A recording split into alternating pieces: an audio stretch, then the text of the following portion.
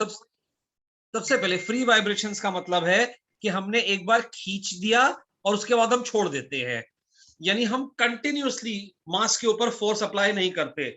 Such vibrations are called free vibrations. That means आपने एक बार खींचा या उसको पुश किया और छोड़ दिया। डैम्ड का मतलब है now vibrations will die down over a period of time. That means if after giving initial displacement, if after giving initial displacement the body is released and allowed to vibrate freely, then it is called free vibrations. And if vibrations start dying down over a period of time, then such vibrations are called damped free vibrations. यानी damping का मतलब होता है, ये damping word का मतलब हमें पता होना चाहिए। डैम्पिंग का मतलब होता है dying down of vibrations over a period of time. यानी आप इधर देखो, बहुत अच्छा, बहुत इसका ग्राफ समझना बहुत अच्छा होता है। जैसे ये स्प्रिंग और मास सिस्टम है और मैं कहता हूं कि ये डैम्ड वाइब्रेशंस है। अब मैं क्या करता हूं, इसके साथ एक ऐसा पेन अटैच कर देता हूं, ये पीछे की तरफ को जा रहा है पेन, और एक ग्राफ पेपर मैं इधर से इधर मूव करता हूं। समझ रहा मैं क्या बोल रहा हूं? ये स्प्रिंग, हाँ सुनाई दे रहा है कि नहीं? हाँ हाँ, ये दीवार, ये स्प्रिंग, इधर ये मास मैंने हैंग किया। अब मैंने यहां पे एक पेन लगा दिया, ऐसा पेन, और अब इधर से एक ग्राफ पेपर मूव करेगा। तो अगर मैं डैम्ड वाइब्रेशंस के केस में ये पेन को ट्रेस करूं, तो ये पेन देखो ऐसा ट्रेस करेगा। दैट मींस ये ऐसा नीचे जाएगा, फिर ऊपर जाएगा, फिर नीचे जाएगा, फिर ऊपर जाएगा, नीचे जाएगा, ऊपर जाएगा। ये पेन ऐसा कुछ ट्रेस करेगा। यानी ये पेन जो है इस तरह से ट्रेसिंग करेगा, जो इंडिकेट करेगा कि these vibrations are dying down over a period of time. यानी समय के साथ साथ वाइब्रेशन, मतलब यहां पे ये लीनियर हो रहा है, पीछे का ग्राफ मूव कर रहा है। तो जब पीछे का ग्राफ मूव करेगा तो एक बार कम, उसके और कम, फिर और कम, फिर और कम, फिर और कम, वो ट्रेस करेगा। So such vibrations are called damped vibrations. और अगर अनडैम्ड वाइब्रेशंस होती और ये पेन ट्रेस करता, तो फिर ये ऐसा ट्रेस करता। यानी समय के साथ वाइब्रेशंस डाई डाउन नहीं करती, तो हम कहते हैं दीज आर अनडैम्ड वाइब्रेशंस। अरे समझा? अब हाँ डैम्ड वाइब्रेशंस जो होती हैं उनमें हम डैम्पिंग कैसे दे सकते हैं? डैम्पिंग देने के बहुत सारे तरीके होते हैं। मैग्नेटिक तरीका होता है, इलेक्ट्रिक तरीका होता है, बहुत सारे तरीके हैं। हम दो ही तरीके अपने सिलेबस में पढ़ने वाले हैं। एक कहलाता है विस्कस डैम्पिंग और दूसरा हम पढ़ेंगे फ्रिक्शन डैम्पिंग। दैट मींस हमारे लिए दो तरह की डैम्पिंग हम पढ़ने वाले हैं। One is viscous damping and the other is friction damping. अब विस्कस डैम्पिंग का मतलब होता है कि हमारा मास जो है वाइब्रेट करने वाला है एक फ्लूइड मीडियम में। नाम से समझ में आता है। अभी फिलहाल हम फ्रिक्शन की बात नहीं करेंगे। यानी विस्कस डैम्पिंग का मतलब है कि मैंने अपना स्प्रिंग मास सिस्टम लिया और उस स्प्रिंग मास सिस्टम को मैंने किसी फ्लूइड में डुबा दिया। मैंने किसी फ्लूइड में डुबा दिया। अब इस फ्लूइड की क्या विस्कोसिटी है? इस फ्लूइड की क्या विस्कोसिटी है? हाँ, एफएम पढ़ा है कि नहीं पढ़ा है? अरे एफएम पढ़ा है कि नहीं?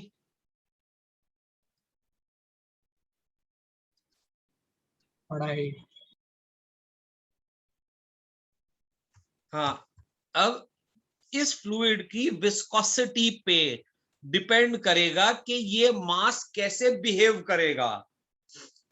पहले केस में अगर आप समझो, इधर मेरी बात सुनो, पहले प्रैक्टिकली समझो, फिर उस बात को हम मैथ से रिलेट करेंगे। अगर आप प्रैक्टिकली समझोगे तो मैं मैथ से आपको बेटर रिलेट करके समझा पाऊंगा। अब डिपेंड करता है कि इस फ्लूइड की विस्कोसिटी क्या है। depending on viscosity of this fluid, we can have 3 conditions possible. Depending upon the viscosity of this fluid, 3 conditions are possible. The first condition is that the vibrations are underdamped. Now, as the name suggests, underdamped means that the viscosity of this fluid is so less that after we have given this an initial displacement, the mass will reach its mean position and still have some energy stored in it, and it will overshoot the mean position and go up. Now, once it reaches the other end of vibration, other end of the amplitude, now again it will have energy stored. Again, it will come back. And in every cycle, there will be loss in energy. But in this case, we will have simple harmonic motion. We will have harmonic motion. That means the mass will go up, the mass will come down, the mass will go up, the mass will come down. And in every cycle, there will be loss of amplitude. कुछ समझ रहा है कि नहीं समझ रहा? समझ रहा है. In every cycle, there will be loss of amplitude, but the motion will be harmonic in nature. By harmonic we mean कि वो mean position के ऊपर नीचे जाता रहेगा. This is what we mean by harmonic motion. इस तरह की damping को we call underdamped damping. That means we say that the system is underdamped. The third kind of damping is overdamped. Now, overdamped means that the viscosity of this fluid is so high that once we pull this down, बहुत ध्यान से देखना, मैं आपको इसका graph समझाता हूं, ये ग्राफ से आपको समझना पड़ता है सारा कुछ. Now, once I pull this down and release it, मैंने यानी ये मीन पोजीशन है, मैंने इस मास को खींचा और यहां से छोड़ दिया. मेरे छोड़ने के बाद it will come back slowly to mean position. As time passes, slowly it will come back to mean position because the system is overdamped. That means मैंने damping इतनी ज्यादा कर दी है कि it is taking a lot of time to reach back its mean position. And the third case, the most important case, that is the middle case, is called critically damped. Now, critically damped means that once you pull this mass and release, this mass will come back to its mean position as quickly as possible. That means you have pulled this mass away from mean position, and now when you release this mass will come back. It will not overshoot the mean position. It will come back to its mean position as quickly as possible. This kind of damping is called critical damping. And this type of damping is used practically in a lot of operations. For example, our door closers. For example, our shock absorbers. For example, the big guns. In case of big guns, the recoil is very large, and we want the big guns to reach their mean position or equilibrium position as quickly as possible. So at all these places, we use critical damping. कुछ समझ रहा?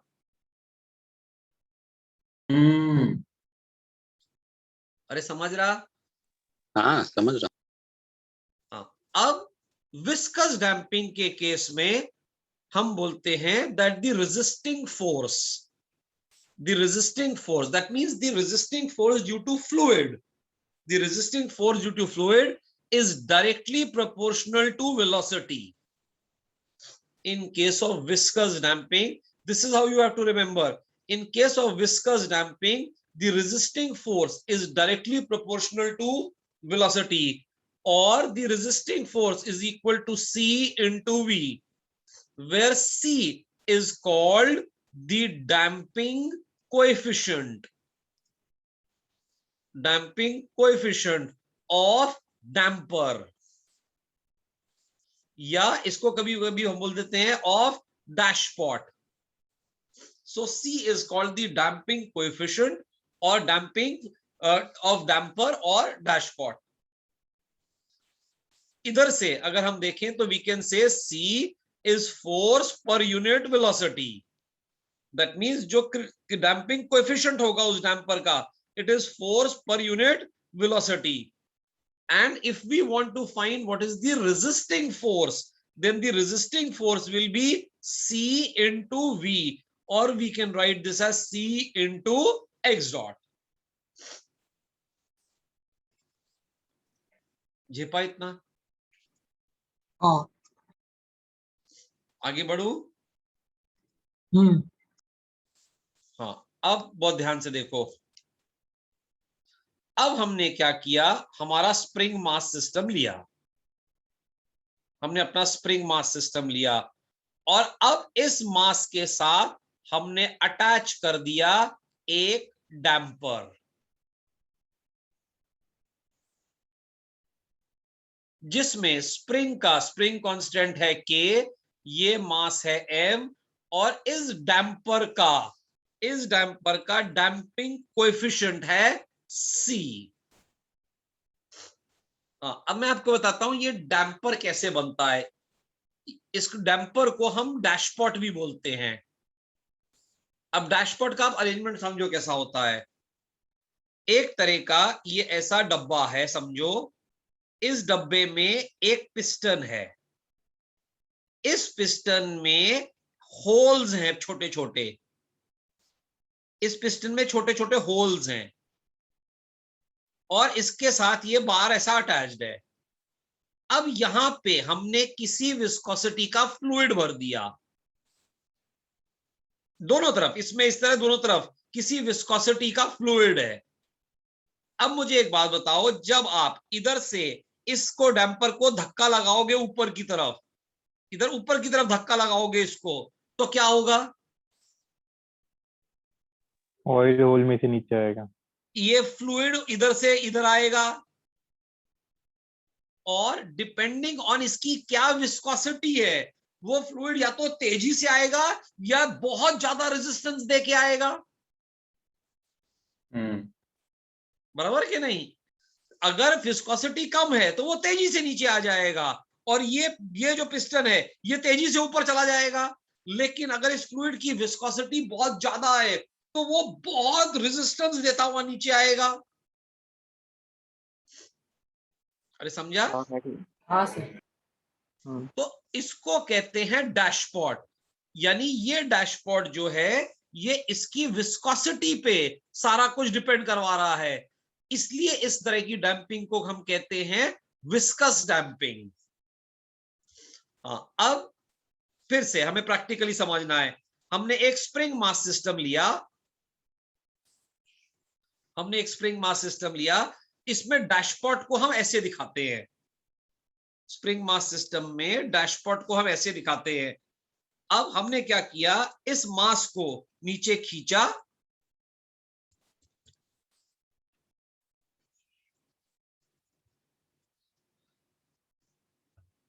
हमने इस मास को नीचे खींचा और छोड़ दिया, तो बताओ क्या होगा?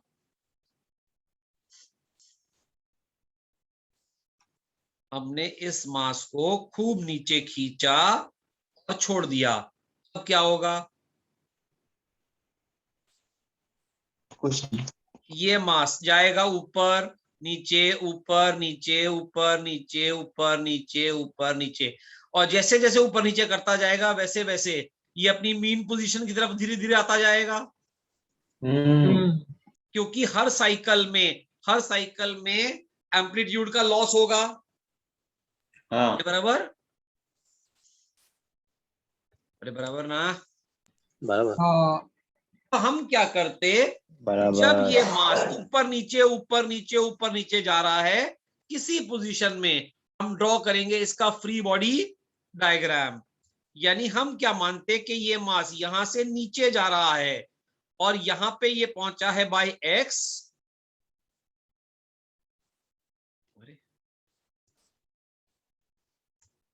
हाँ इसकी नीचे जाते समय वेलोसिटी है एक्स डॉट और नीचे जाते समय इसकी एक्सेलरेशन है एक्स डबल डॉट।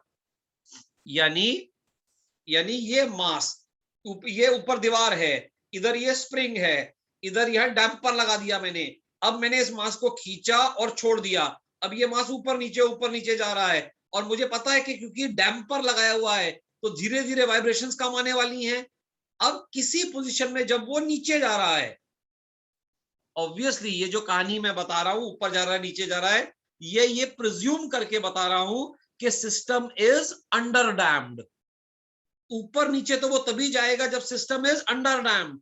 अगर ओवर डैम्ड होगा या क्रिटिकली डैम्ड होगा तो वो ऊपर नीचे तो जाएगा ही नहीं, वो खींचने के बाद या तो अपनी जगह पे धीरे धीरे आएगा या जल्दी से आके रुक जाएगा। ये बात समझा?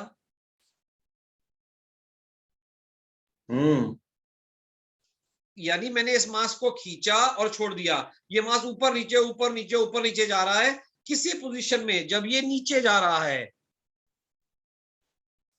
किसी पोजीशन में जब ये नीचे जा रहा है, उस पोजीशन में मैं ड्रॉ करता हूं इसका फ्री बॉडी डायग्राम। तो मुझे बताओ इसके एफबीडी में क्या क्या दिखाई देगा?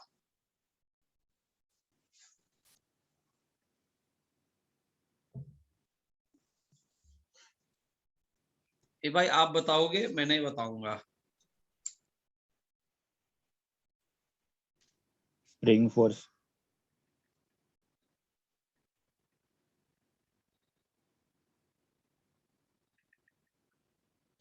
क्या क्या होगा?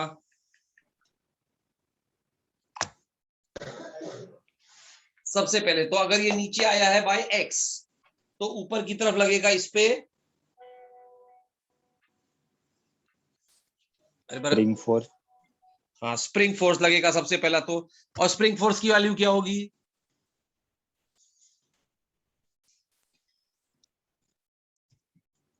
के इंटू एक्स। हाँ और क्या लगेगा? अच्छा अगर ये नीचे जा रहा है तो मुझे बताओ रेजिस्टिंग फोर्स किस तरफ लगेगा? ऊपर की तरफ। अगर ये नीचे जा रहा है तो रेजिस्टिंग फोर्स ऊपर की तरफ लगेगा। और वो रेजिस्टिंग फोर्स क्या होगा?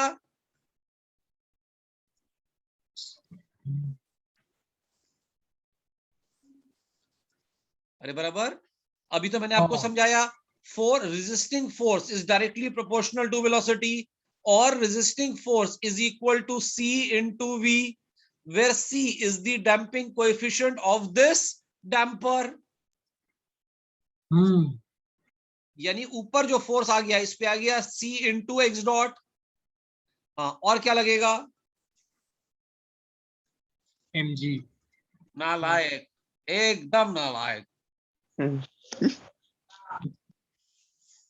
mg और k डेल्टा तो एक दूसरे से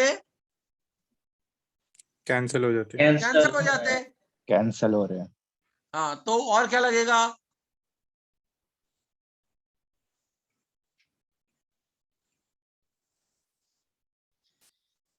अभी आप ये सब ड्रॉ नहीं करना, मैं आपको पूरी थ्योरी लिखवाऊंगा। ऊपर लगेगा एम एक्स डबल डॉट, क्योंकि ये नीचे एक्सेलरेशन से भाग रहा है तो इसको रोकने के लिए हमें ऊपर ये लगाना पड़ेगा। अब मैं कह सकता हूं this mass has come to rest, तो मेरी इक्वेशन क्या बनेगी इस समय डी एल्बर्ट की? M X double dot plus C X dot plus K X is equal to 0। M X double dot plus C X dot plus K X is equal to 0। अब ध्यान से सुनना, और ये है मेरी linear differential equation of motion of mass. This is called the linear differential equation of motion of this mass. After I have displaced it from the mean position, and this free body diagram is made when it is moving or when at a particular instant. In this case, we are assuming that when it is moving away from the mean position, we have drawn free body diagram of this mass. अरे समझा? Work energy से क्यों नहीं कर सकते sir? Work energy का logic क्या था? कांस्टेंट दिया हुआ।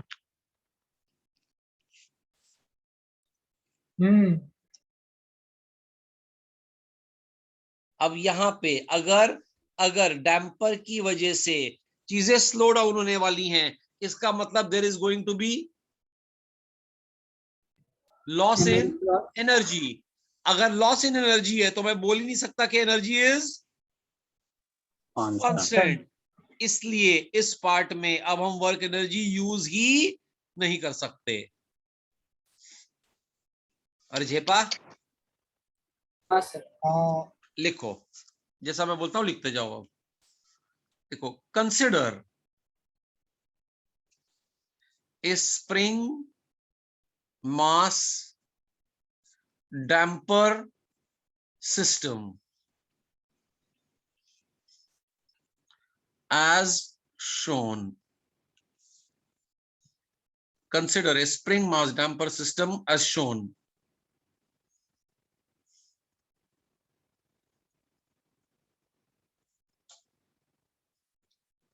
Full stop. Next line में लिखो, let C be the damping coefficient of the damper. Let C be the damping coefficient of the damper.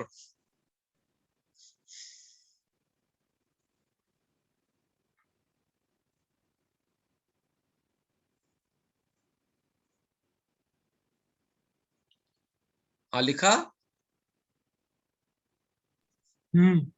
हाँ, अब ये वाला डायग्राम ड्रॉ करो। पहले ये वाला ड्रॉ करके लो।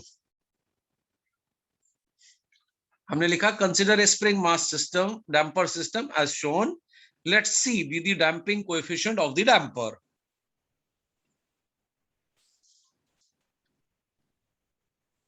अभी क्या करना है फिर से बताओ।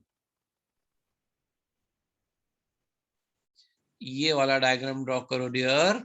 ये ऊपर का लिखो और सिर्फ ये वाला डायग्राम ड्रॉ करो पहले, जिसमें हमने लिख दिया है consider a spring mass damper system as shown, let c be the damping coefficient of the damper.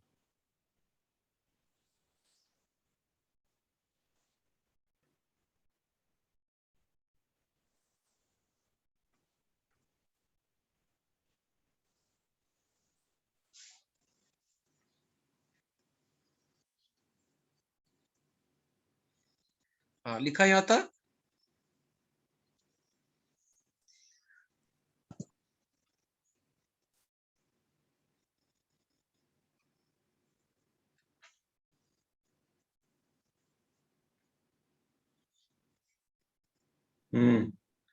हाँ लिखो, द मास, इसके नीचे लिखो अब, the mass is displaced from mean position and released.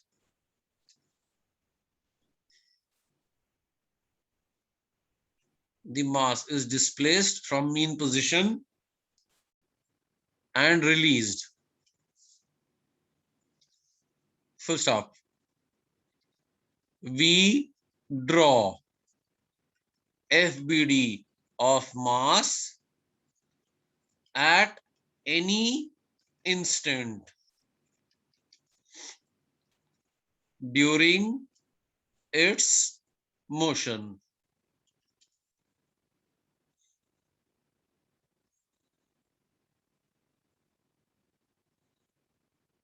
We draw FBD of mass at any instant during its motion.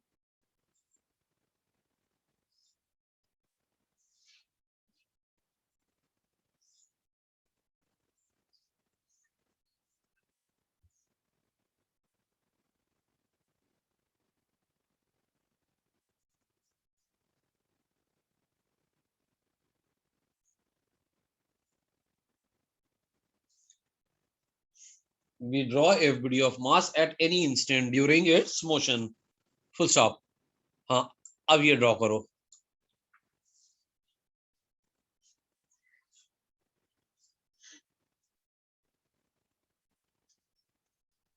Sir gate में कैसे सवाल आते हैं? किसमें डियर? गेट एग्जाम में वाइब्रेशन के आते हैं ना क्वेश्चंस उसमें. इतने स्टेप्स लगाने पड़ते कैसे? प्रॉपर सॉल्व करना पड़ता है डियर. जैसे मैंने आपको फ्री वाइब्रेशंस में ओमेगा एन निकालना सिखाया, वैसा क्वेश्चन आता है कि नेचुरल फ्रीक्वेंसी निकालो. अब आप पे डिपेंड करता है, आप उसको वर्क एनर्जी करो तो 2 स्टेप में हो जाता है वो. ओके.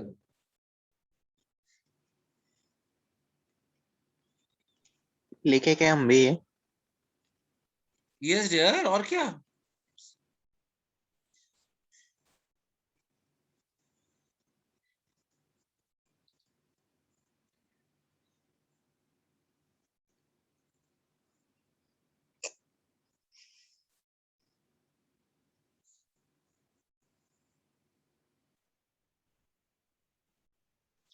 हाँ, एफबीडी ड्रॉ किया. हाँ, नीचे ये इक्वेशन लिख लो.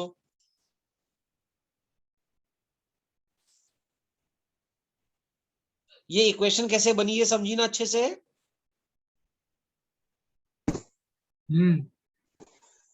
हाँ, लिखो. This is called linear differential equation of mass. This is called linear differential equation of of motion of mass. This is called linear differential equation of motion of mass. Full stop.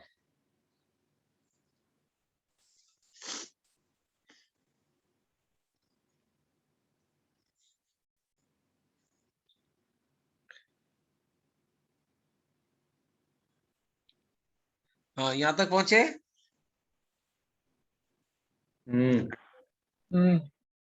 यहां तक पहुंचे. हाँ आगे बढ़.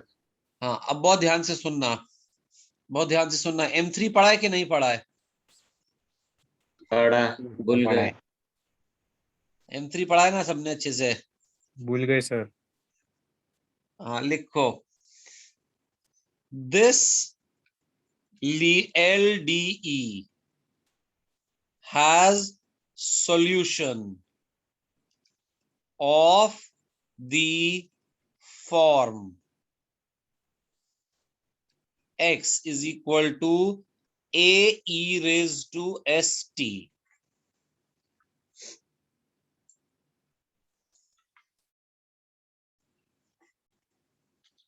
This linear differential equation has solution of the form x is equal to a e raised to st.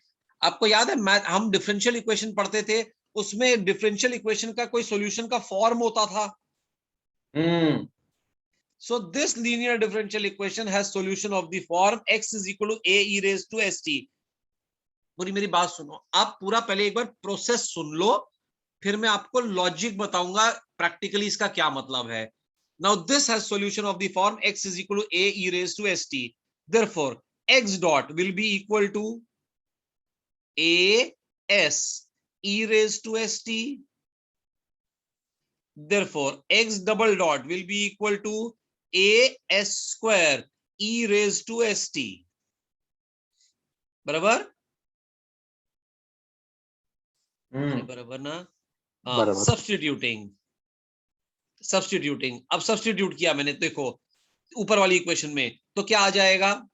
m a s square e raised to st. अरे दिखा कि नहीं? हाँ, आगे क्या आएगा? Plus c a s e raised to st plus k a e raised to st equal to 0। हाँ, क्या कैंसिल हो गया?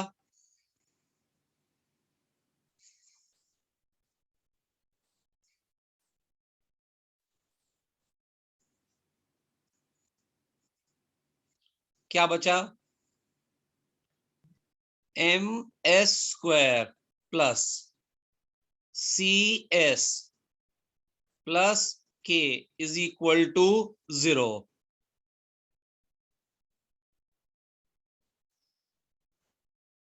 अरे समझा कि नहीं? समझा।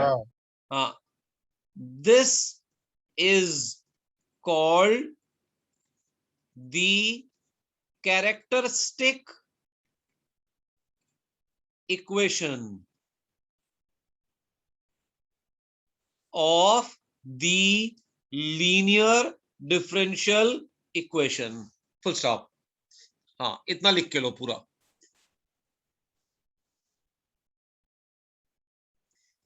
ट्यूबलाइट शुरू करते। ट्यूबलाइट शुरू है डियर? कहाँ पे है? वो मेरे पीछे ट्यूबलाइट है, तो मैं थोड़ा सा साइड हो जाता हूँ तो वो चमकने लगती है फिर। पीछे क्या छोटा पास ही गया? नहीं, कहाँ पे आप? घूमने आए हो? देखो बंद कर दिया कैमरा। कैमरा बंद कर दिया सर।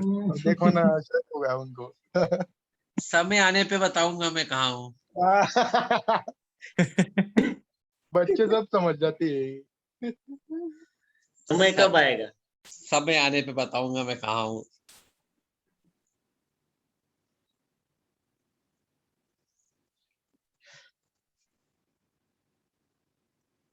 बड़ा हाथ मार रहे लगता आप। समय आने पे बताऊंगा मैं कहाँ हूँ। सर आपने वो सब्स्टिट्यूट क्या किया है? क्या चीज डियर बता? वो सब्स्टिट्यूट किया है ना आपने, सब्स्टिट्यूशन किया था ना? हाँ, ये x डबल डॉट का वैल्यू मैंने यहां डाला, ये x डॉट का वैल्यू मैंने यहां डाला, और ये x का वैल्यू मैंने यहां डाला। समझा। बराबर? हाँ सर।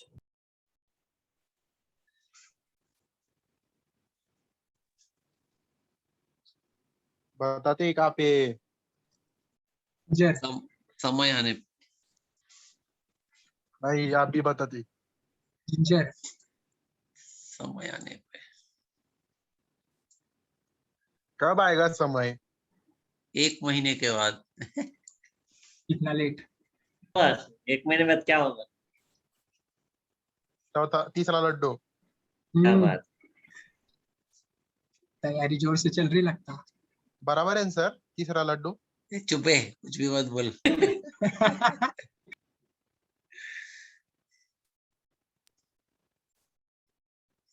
बता देते हमको, किसी को नहीं बताएंगे हम। वाह,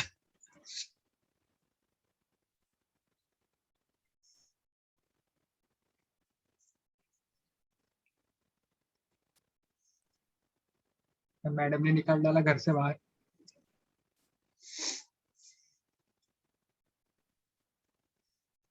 जवाब देते सर। No comments. कैमरा चालू करते ही।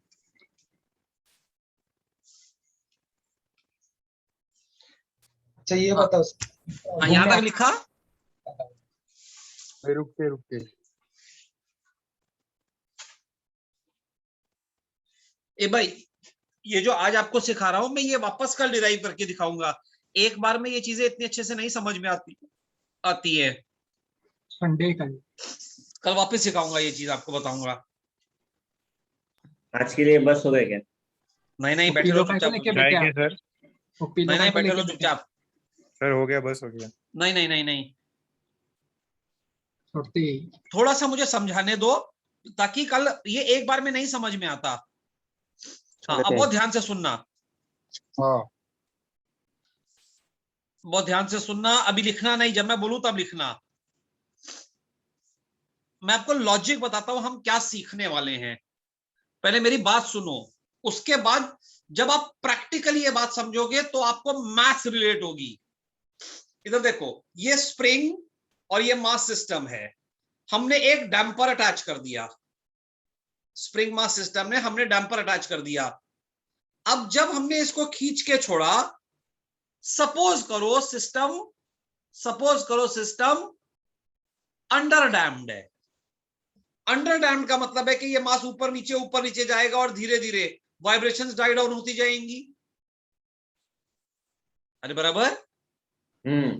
हाँ तो हमारा एम क्या है?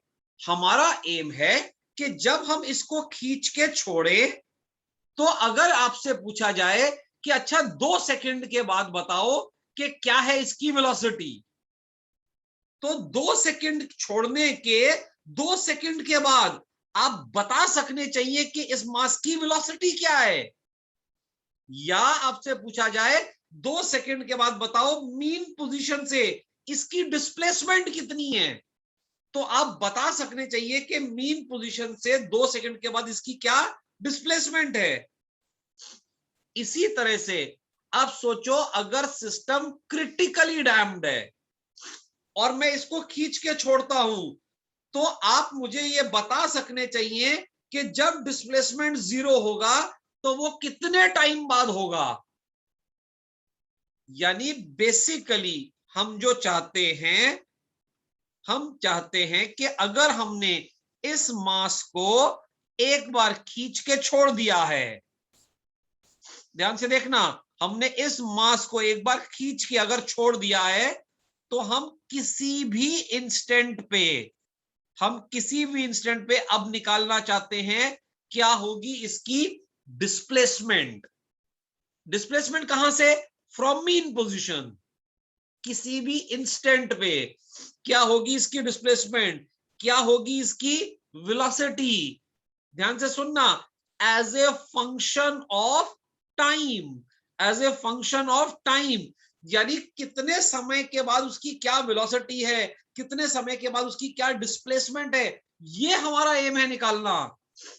तो हमने जो ये लीनियर डिफरेंशियल इक्वेशन बनाई, अब हम इसको सॉल्व करके निकालेंगे x as a function of t and x dot as a function of t।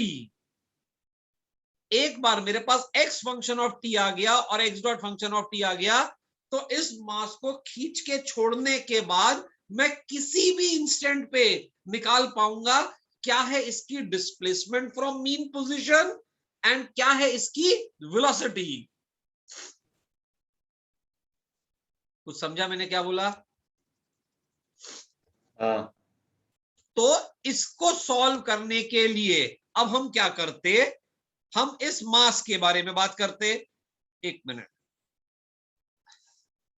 हम बोलते कि ये है इसकी लीनियर डिफरेंशियल इक्वेशन। अब मुझे इस लीनियर डिफरेंशियल को सॉल्व करना है। सॉल्व करने का मतलब है इसका x निकालना है और इसका x डॉट निकालना है। किसके टर्म्स में निकालना है? इन टर्म्स ऑफ टाइम, ताकि मुझे उस टाइम पे मैं निकाल सकूं क्या होगी डिस्प्लेसमेंट और क्या होगी उसकी वेलोसिटी। तो this linear differential equation of motion has of mass, this has solution of the form, यानी इसका जो सॉल्यूशन होता है वो इस फॉर्म का होता है, इस फॉर्म का। ये मैथ से आता है हमारे पास। लीनियर डिफरेंशियल इक्वेशंस जो होती हैं उनका सॉल्यूशन किसी एक पर्टिकुलर फॉर्म में आ जाता है, तो हमें ये रटा होता है कि this solution is of this form, तो हमने इसमें लिखा x इज इक्वल टू, यानी आपको रटना ये है कि its solution is of the form x is equal to a e raise to st, यानी इस लीनियर डिफरेंशियल इक्वेशन का solution is of the form x is equal to a e raise to st। तो इसमें से हमने निकाल लेते हैं x डॉट, इसमें से हम निकाल लेते हैं x डबल डॉट, तो हमारे पास ये दो आ जाते हैं। अब हम क्या करते हैं, ये सब उठा के इधर सब्स्टिट्यूट कर देते हैं लीनियर डिफरेंशियल इक्वेशन में।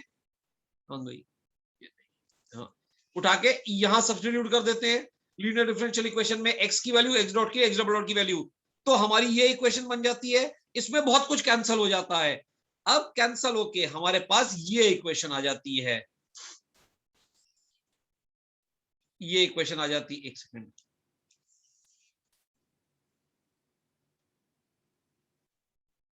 और ये इक्वेशन बन जाती है ms square plus cs plus k equal to 0। ये कहलाती है देखो शुरू में थोड़ा सा रटना पड़ेगा डियर, ये कहलाती है इस लीनियर डिफरेंशियल इक्वेशन की कैरेक्टरिस्टिक इक्वेशन। ये जो इक्वेशन आई, ये इस लीनियर डिफरेंशियल इक्वेशन की कहलाती है कैरेक्टरिस्टिक इक्वेशन। अब जो मैं बोल रहा हूं बहुत ध्यान से सुनना, ये एक बार में नहीं रटा जाता है, मैं आपको 2-3 बार ये बात रिवाइज कराऊंगा।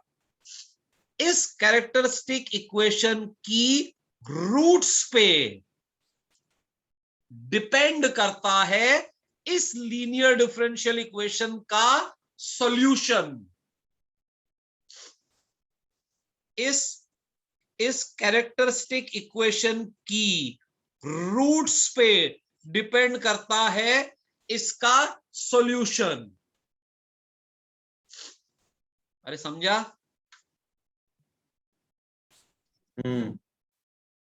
थोड़ा ये एक बार सुन लो, आप एक बार सुन लो, 3 बार सुनने के बाद ये बात समझ में आएगी। तो इसका ये जो है, इसका रूट्स कैसे निकालेंगे हम? अब रूट्स निकालने का फॉर्मूला होता है S12 is equal to minus b plus minus root of b square minus 4ac upon 2a। कभी सुना ये फॉर्मूला? सुना है। हाँ, तो इस केस में हम क्या बोल सकते हैं? माइनस सी।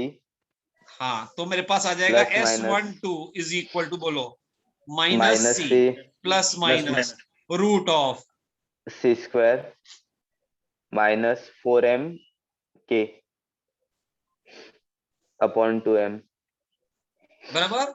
अब इस रूट्स पे डिपेंड करता है इसका, इस लीनियर डिफरेंशियल इक्वेशन का सॉल्यूशन।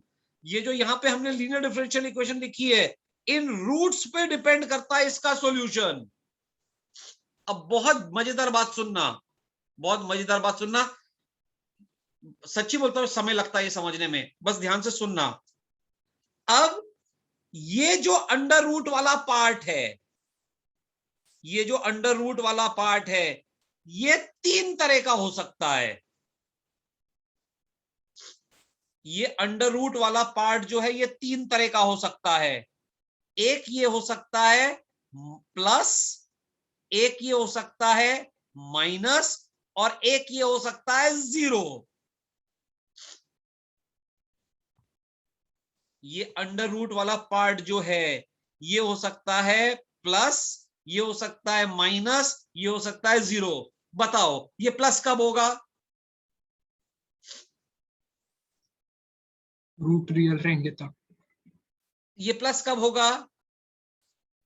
लेस देन सी। जब c की वैल्यू बहुत,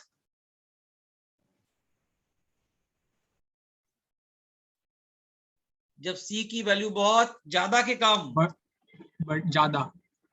c की वैल्यू बहुत ज्यादा। ओवर डैम रहेंगे। ज्यादा। ज्यादा। c की वैल्यू ज्यादा मतलब c की वैल्यू ज्यादा मतलब ओवर डैम। कोएफिशिएंट ज्यादा। Over damped.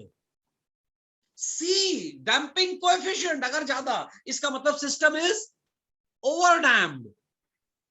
माइनस मतलब c की वैल्यू बहुत कम। कम।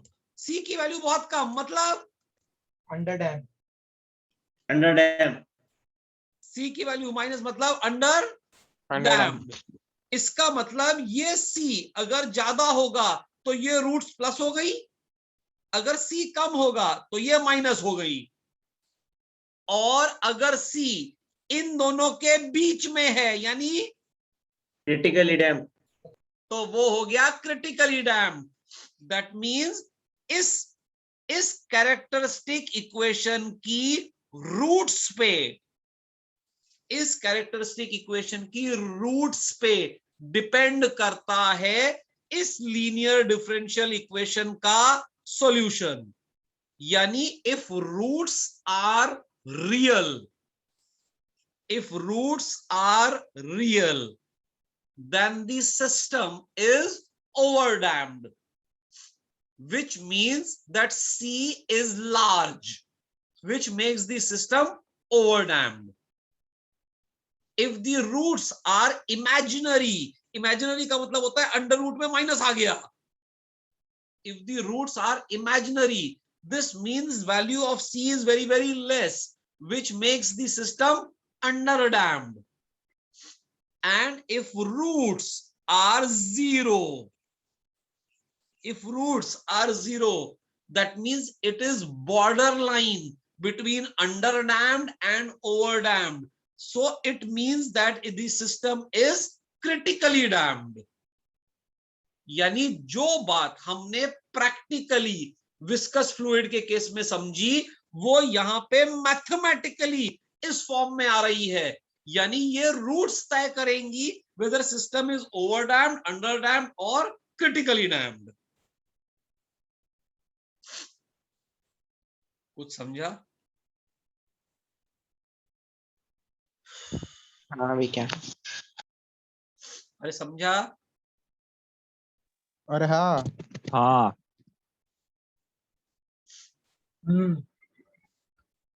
और करें कि क्या? बस करें?